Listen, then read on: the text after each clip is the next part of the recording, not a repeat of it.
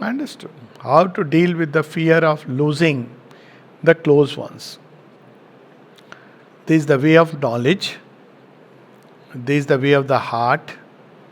This is the way of the will, and this is the way of the soul. So, way of the knowledge is to remind ourselves that there is in this world nothing in its present state which can stay permanent. This is a fact.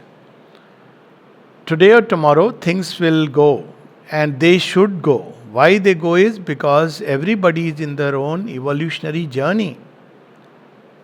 And if we really love people, we should not be holding them back. They have to go, as the Buddha said, and Shri Krishna also said, this transient, to remember that there is a transience which is there in life, and when we understand, when we remember it, remind ourselves, then we never get so deeply attached that we fear or we suffer. Okay, this one. This is the way of the knowledge. What to do with the heart? Mind understands. Everybody has read it. Heart doesn't understand. So for the heart, we have to learn to differentiate between love and attachment.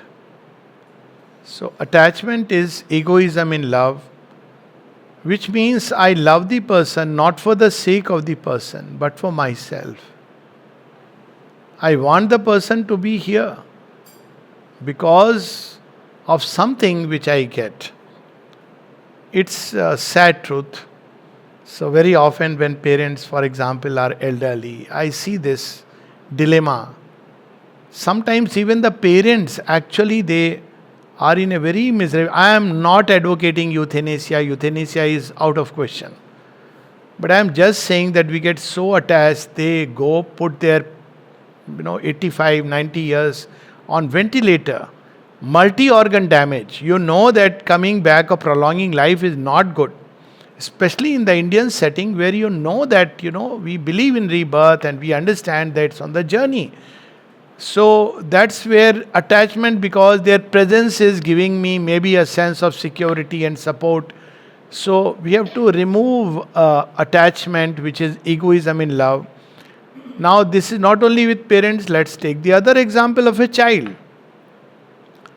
Now one is I love the child for my own sake. Then I would want the child to be near me.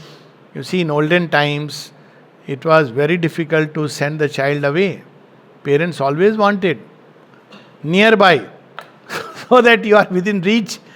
The child can come, despite the fact that when something happens, it is the person right there who is going to help you. Otherwise, you call it destiny or whatever.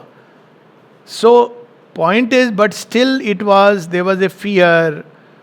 Fear was because if the child goes away, maybe abroad or maybe far away, or maybe to military, so the fear was that, the child is not available for me. And if something happens, then yes, it's a loss. But if you take the other attitude of love, that my task here is to help the child blossom along his own lines of journey. He is on his own journey and he has come to me. I am a trustee, and as long as the child is passing through me, I should take care, provide all that is helpful, a beautiful atmosphere, so that the child can blossom. Of course, we can't change destiny, but we can help in that process.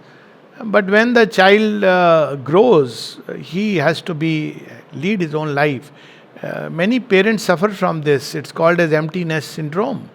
And it's very detrimental to everybody because the child has to discover himself. And worse, I don't know how things are now, but if the child gets married, then mother and daughter-in-law both are claimants. And poor fellow is caught, I won't say between the devil and the deep sea, because both love. But then, how beautiful if the mother understands that I have done my part, I am there whenever the child needs, but now it's his journey and they have to go through their life together.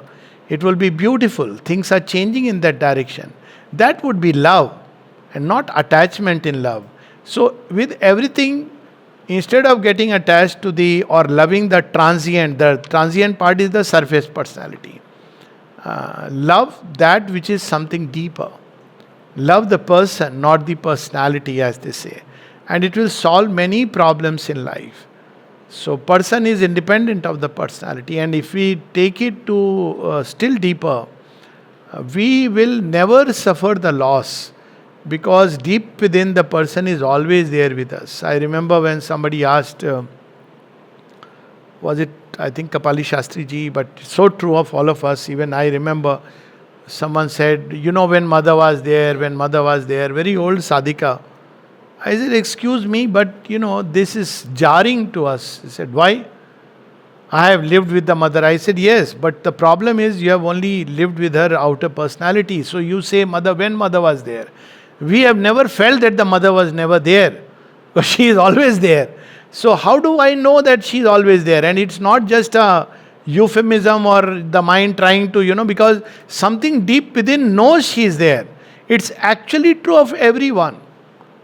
There is a way we can love in our depths, and from there is no loss. So we have to learn that. It's not easy because love also is tainted by egoism. So we have to learn to love truly.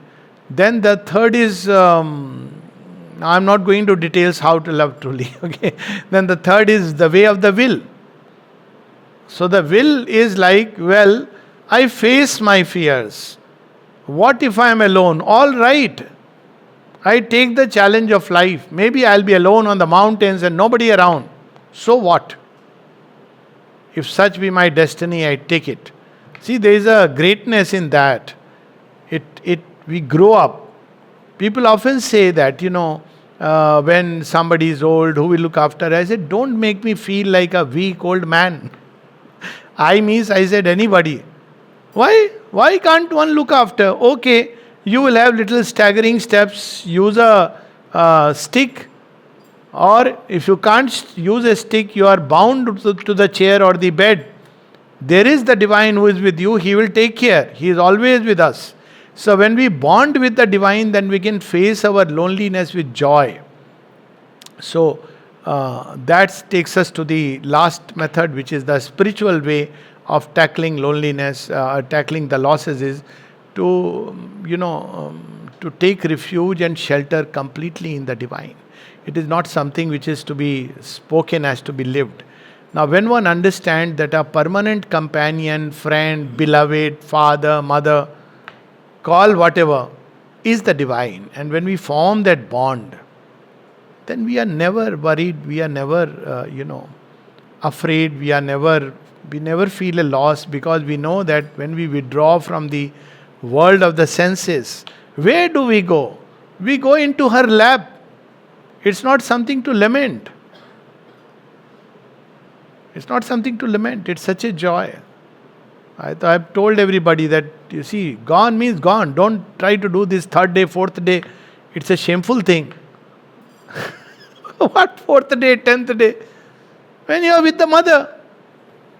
If somebody has to do a meditation on 4th day and 10th day, that means I wasted my life.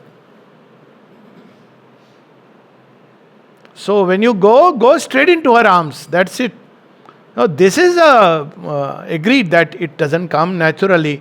So at some point one has to start. But when it comes is the permanent remedy. Because all are safe in her, all are one in her. And I know one has to, it's easy to say, but to say it requires a practice behind it. And one has to practice it, to nestle in her arms, take refuge in her arms. Let her take the lead, let her destiny be entirely hers. So these are the 4 ways. Okay? Way of knowledge, way of love, way of will, and way of the soul.